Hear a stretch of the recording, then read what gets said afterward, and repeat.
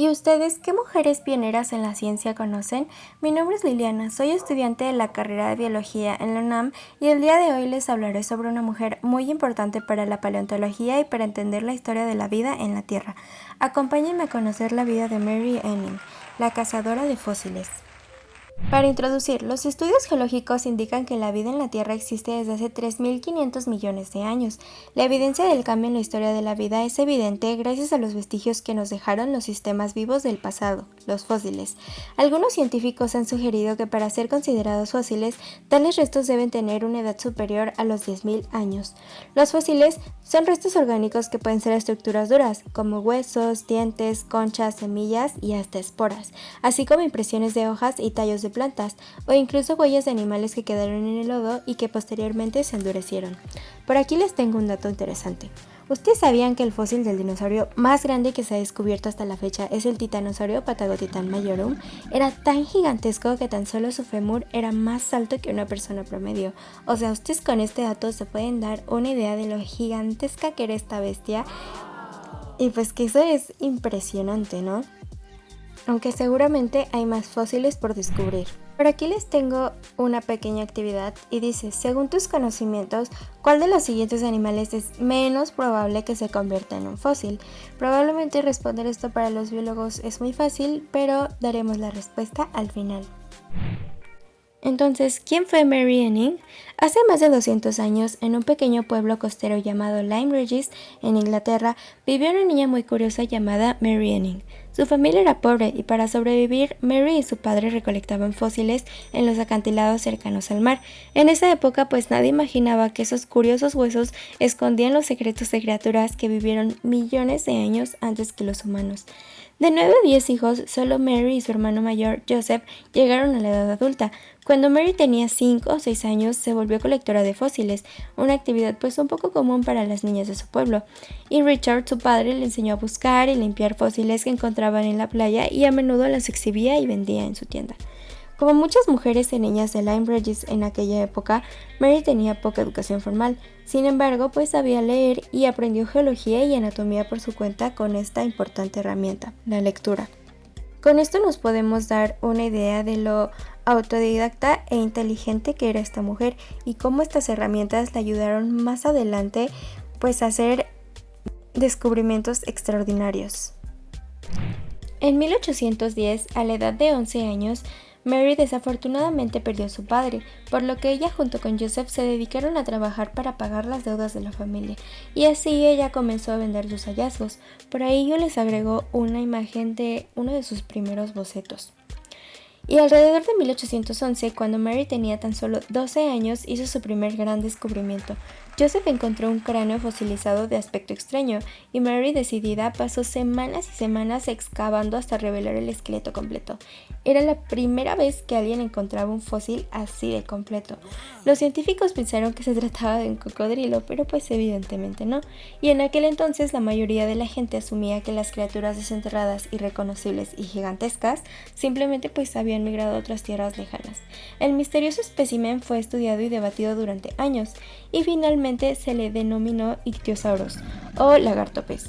Aunque ahora sabemos que no era ni pez ni lagarto, sino un reptil marino que vivió hace 194 millones de años aproximadamente. Pero este hallazgo solamente sería el comienzo de una gran historia y de una serie de descubrimientos interesantes. Unos años después, en 1823, Mary encontró algo todavía más extraño, un animal con un cuello larguísimo, 4 aletas y cuerpo de reptil. Era un plesiosaurio, que significa casi reptil.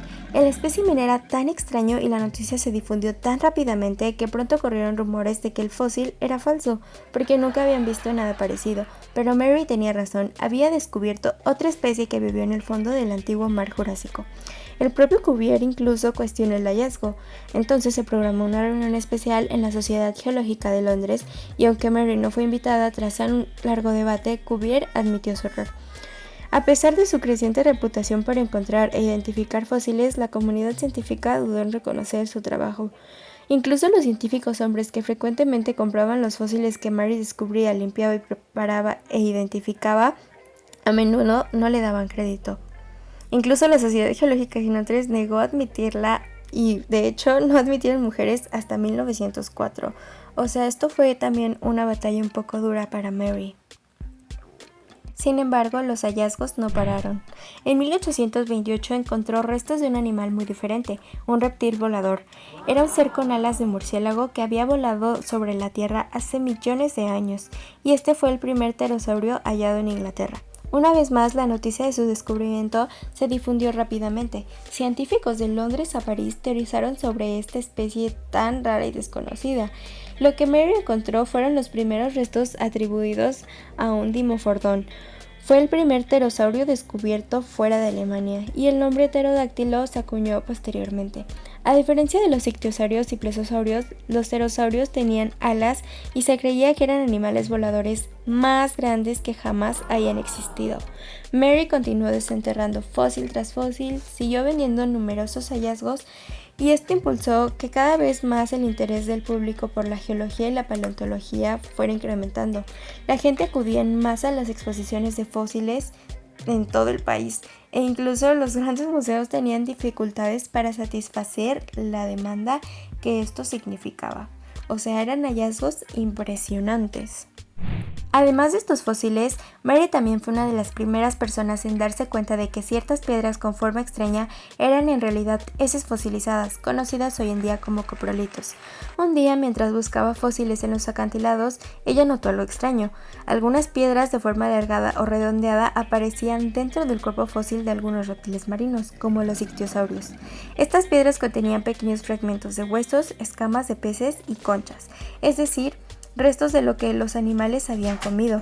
Compartió sus hallazgos con el geólogo William Buckland, quien con la información de Mary fue el primero en identificar correctamente estos fósiles como coprolitos, es decir, excrementos fosilizados. Estos restos ayudaron a los científicos a descubrir qué comían los animales prehistóricos.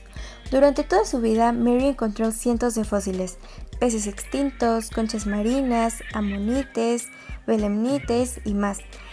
Y aunque no tenía estudios formales, su trabajo fue tan importante que ayudó a cambiar la forma en que la ciencia veía el mundo.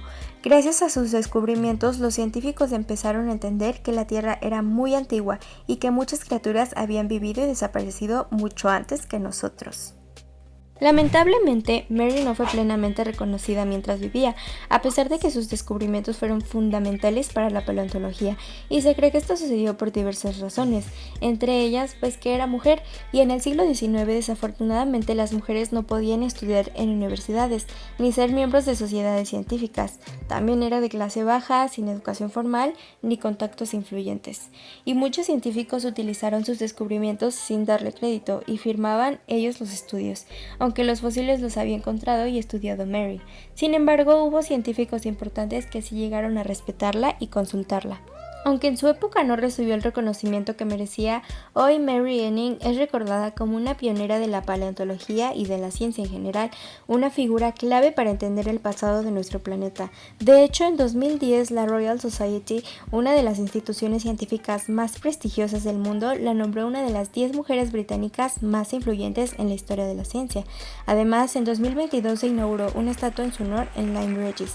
Se han escrito libros, películas y documentales sobre su vida, y muchas niñas que se interesan en la ciencia la ven como una inspiración. Regresando con los fósiles, aquí les tengo un poco de información. Existen distintos tipos de fósiles. Los cuerpos fósiles, estos conservan los restos físicos de un organismo, como huesos, dientes y caparazones. Entre los ejemplos podemos encontrar colmillos de mamut, esqueletos o caparazones antiguos, como los amonites. Por otro lado, tenemos las huellas fósiles. Estos son evidencia indirecta de las vidas pasadas y de las actividades de los organismos, y se forman cuando un organismo deja una marca en el barro o la arena y posteriormente pasan por el proceso de fosilización. Aquí podemos encontrar las marcas de las conchas o las huellas, que generalmente son los ejemplos que nos dan cuando nos hablan sobre la fosilización. Bueno, y a todo esto, ¿cómo se forman los fósiles? Los fósiles se forman mediante un proceso llamado fosilización. Tienen múltiples etapas y se crean con el paso de muchos años. En el paso 1 tenemos que los restos de un organismo están enterrados en sedimentos. Sus partes blandas comienzan a descomponerse, como la piel o los órganos. En el paso 2, las capas de sedimentos se acumulan y se comprimen para formar una capa sobre estos huesos. aunque también podemos encontrar fósiles completos. En el paso 3 encontramos que los huesos se disuelven lentamente con el agua que pasa a través de la roca. Los minerales del agua subterránea reemplazan los huesos del organismo, no en su totalidad, pero sí lo hacen. Y millones de años después, la roca que rodea el esqueleto pues sale a la superficie. La erosión o la actividad humana pueden dejar el fósil al descubierto y pues generalmente son los paleontólogos los que descubren estos hallazgos muy interesantes e importantes. Y bueno, la respuesta. Pues la medusa. La medusa está compuesta de tejidos blandos, lo que hace que sea más difícil fosilizarse. Los elefantes, tiburones y leones tienen partes duras que se descomponen lentamente, lo que les da más tiempo para quedar enterrados y poder pasar por el proceso de fosilización. ¿Ustedes sabían esto? Aunque probablemente para nosotros los científicos era pues un poco fácil de deducir. Y bueno, esto sería todo por mi parte. Por aquí les dejo mis referencias. Les agradezco mucho que me hayan acompañado durante esta exposición y espero que les haya gustado. Muchas gracias.